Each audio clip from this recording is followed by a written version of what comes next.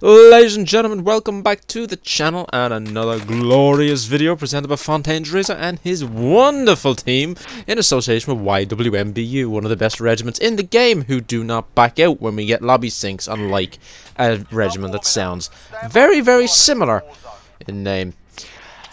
We are here today presenting the first ever $5 million video achieved without keycards inside of Plunder. This is a feat that I probably at one stage we would have all thought was impossible. Now, to give my take on the matter, I do not believe that this is a systemic increase in cash, nor is it a lobby sink with 100 other people so that we can loot in peace. One of the things that all of us, and if you watch back on any of our record games, will see is that when we would get 4 keycards for a game, we would abandon our loot areas and move into different routes. When you were coming out of the dam bunker, you needed the north run. Military bunker, you needed the airport hole in the ground, and you needed the downtown Easter egg available. Quarry, you needed a drive from Quarry bunker to Quarry. Prison, you had to deal with the monstrous layout of that. It's just I'm never running prison, put it that way. Legalized stim killed in our 5.8, but not for me. And with hills, you've got travel time again, coming out of the bunker and back up into either racetrack or circle, because construction just isn't really worth hitting. So with all of the bunkers and all the areas, for the majority of them there was a bit of travel time, or if even a quarter of that area was hit, you were losing out on the available money. And you would also have to, what's the best way of saying this, temptation would get in your way sometimes. Coming out of 00, it'd be extraordinarily tempting to go to Boneyard Single and Boneyard Treble to loot it to get that quick cash. However, does the travel time over to that bunker to get that quick cash outweigh what you would have got from hitting on a route? And what happens if 0 or Dam or any of the other bunkers, maybe they only had 375,000 in blood money, all that travel, maybe a minute and a half of your travel in a game where you're holding off, or a game where you're not holding off, for possibly 2 cash drops and 1 box worth of money? You wouldn't do it. Would you drive 2.5 minutes? No. So we always abandon their routes, particularly in record games. We always abandon their routes to go and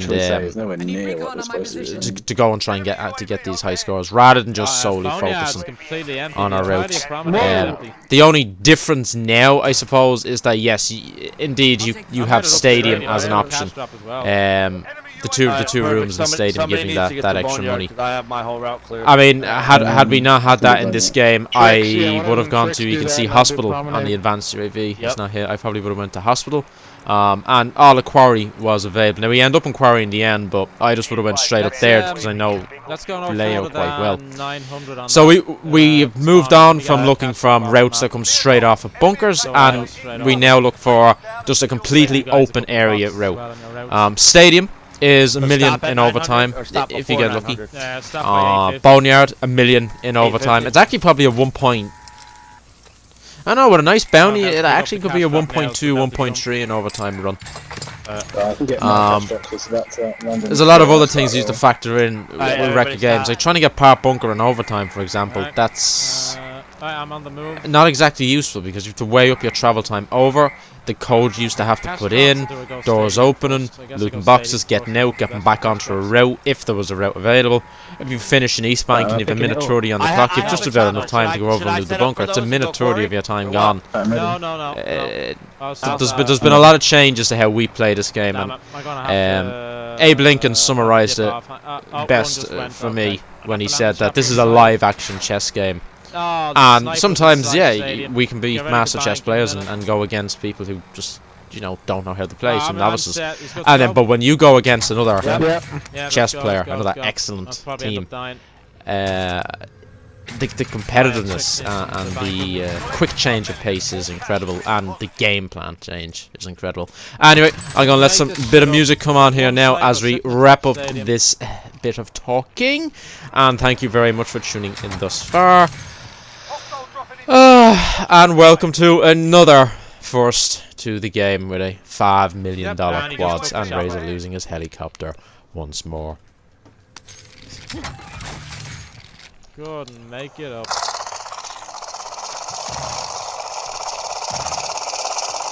Maybe they are bots. I'm really starting to think there's some fucking credit in that.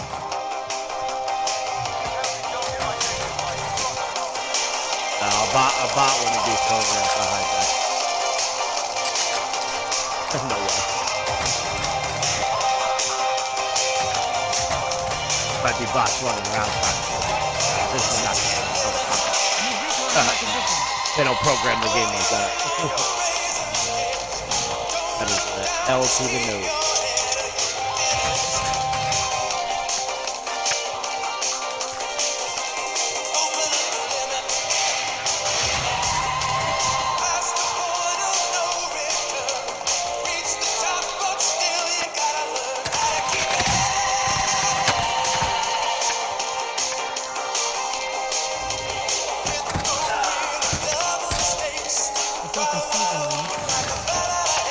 Yeah, he dropped his money. He's dead foot. About 3 million, I still have half a spare and a hole. I'm gonna have to drive the next probably 50 seconds. Okay, if I stay in stadium, I will die. Yep.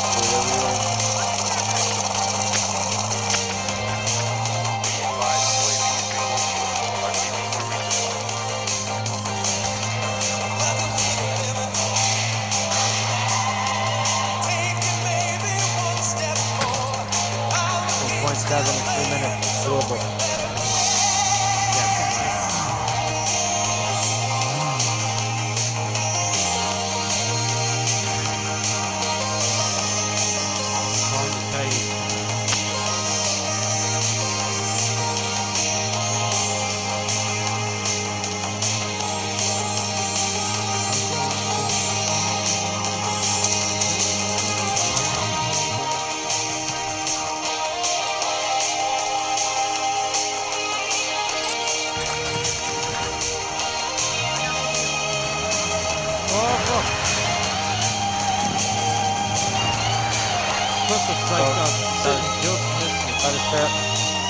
Why we got a minute to get a million. So I'll put it around 55.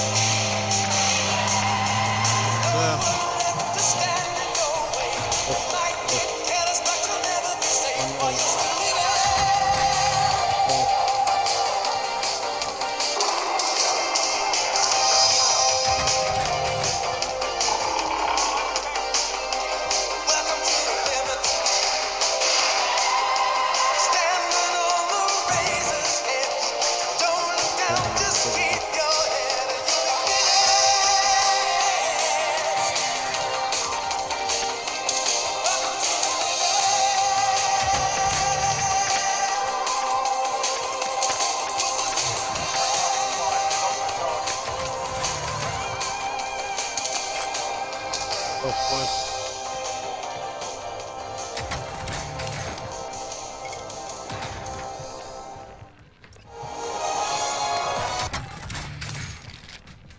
And with the end of the video in sight, we can rest our eyes upon at least a 5 million on the bottom of the screen and a $5 million scorecard, the first of its kind without keycards. We might have got out of the scorecard. We did. Thank you for the continued support, ladies and gentlemen, and leave a like and subscribe if you would be so kind. Thank you very much. Ay, ay, ay, cabrón. Whew.